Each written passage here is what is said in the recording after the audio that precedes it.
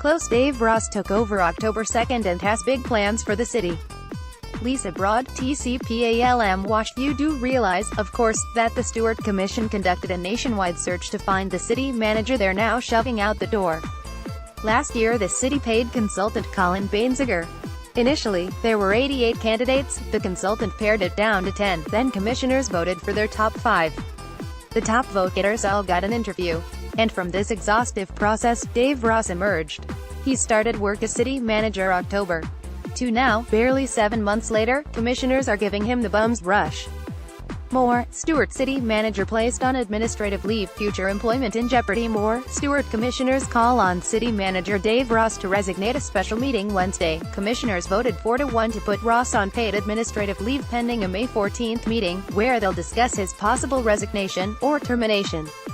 By photo Gil Smart, photo, Jeremiah Wilson, TCPALM. Stuart Vice Mayor Becky Brunner actually voted against the resolution because she wanted to fire him immediately. Why the rush? What has Ross done that's so bad? Commissioners have made vague allegations about morale at City Hall being in the toilet and Ross's alleged frequent absences from work. On his blog, former Stuart Commissioner Tom Campenny referenced Edgar Allan Poe's short story, The Mask of the Red Death, writing in late March that, "The plague has entered City Hall and you can no longer lock it out." Ross helped force Campenny from office after accusing Campenny of threatening him. "It's all a bit too literary for me."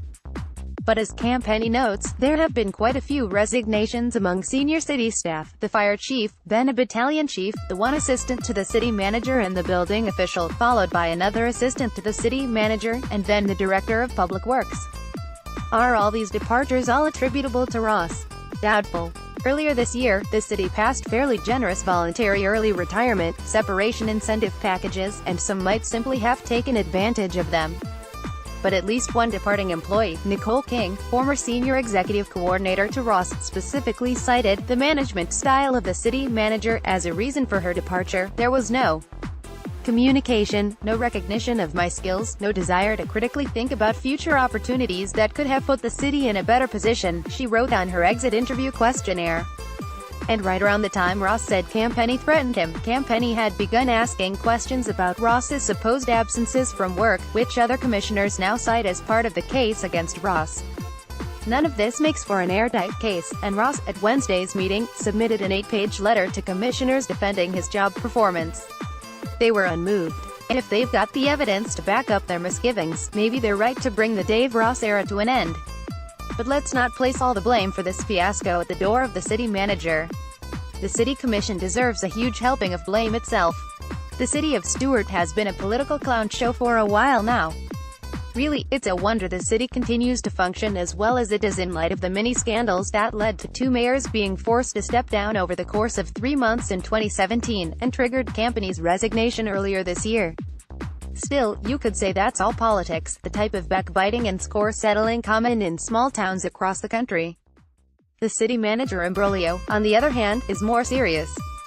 It demonstrates an alarming lapse, or perhaps lack, of judgment in filling the city's most important post. How's it possible to conduct a nationwide search and end up with someone you can't wait to get rid of after a mere 7 months? Were there no red flags? How hard were commissioners looking for them? Similarly, if morale at City Hall is as bad as commissioners say, why has it taken until now to notice and act on it? Was it not evident sooner? Understand, whatever they've concluded, commissioners now have to step lightly. Ross has a provision in his contract stating that if he's fired without cause, the city has to pay him 20 weeks' salary, or approximately $68,000, in severance. And while we're on the subject of money, why is Ross being paid so much in the first place? Ross's compensation package includes a base salary of $177,000. That's $16,000 more than the salary paid to his predecessor, Paul Nicoletti, who served for 12 years. It's also far more than cities of comparable size pay their chief executives. The city of Sebastian has a population of 24,772, compared to Stuart's 16,623. The Sebastian city manager's salary is $135,000. Fort Pierce, with just over 45,000 residents, pays its manager an annual salary of $147,805.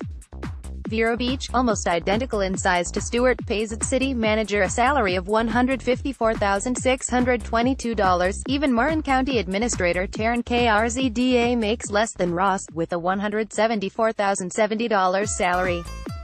Why did the Stuart Commission pay Ross so much? His salary is hardly the going rate on the Treasure Coast. And while I might understand the argument, well, we wanted to get the best possible candidate, is that in fact what the city got for the money? Taxpayers' money. Assuming Ross leaves, city officials need to do a better job from start to finish in terms of finding a new manager. There's no need for compensation to be so high. They have to do a far better job vetting the candidates. They've got to get it right next time. This city can't afford any more expensive mistakes. Gil Smart is a TCPALM columnist and a member of the editorial board. His columns reflect his opinion. Readers may reach him at gil.smart@tcpalm.com, by phone at 772-223-4741 or via Twitter at @TCPALM Gil Smart. Reader share the story, https://www.tcpalm.com/stories/opinions/columnists/gil-smart/2018/05/04/stuart-commission-deserves-blame-manager-fiasco/574524002/.